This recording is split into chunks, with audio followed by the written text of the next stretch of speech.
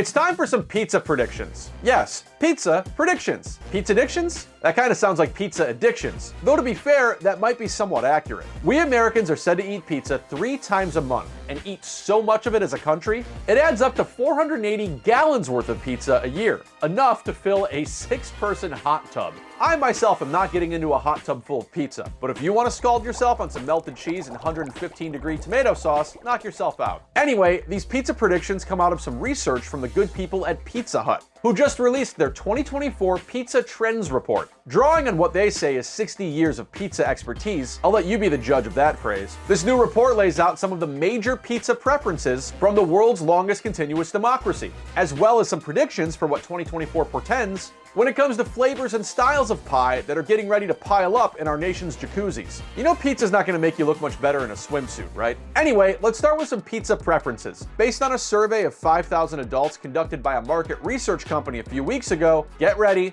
New Yorkers prefer New York-style pizza, the Illini prefer Chicago-style pizza, and Michiganders prefer Detroit-style pizza. What a revelation. This map notes that most states seem to prefer the New York variation of pizza, while Chicago-style pizza is also popular throughout the West and Midwest. Which, by the way, in an absolutely perfect headline that sums up what I'm about to tell you, it's amazing how many Americans think they live in the Midwest when they don't. As noted by the Wall Street Journal recently, all these people living in Idaho and Pennsylvania seem to think they're Midwesterners. I guess you could say the mountain west of Idaho is kind of mid, but Pennsylvania? They must be using one of those Australian maps or something. Also, California prefers California-style pizza, which is like covered in arugula and avocado in the most on-brand way possible, and Missouri likes St. Louis-style pizza, which has a very thin, cracker-like crust that a personal essay on Serious Eats once described as a big pizza-flavored nacho. Well, it turns out there's actually a major pizza prediction on the thin crust front. Pizza Hut's so-called experts predict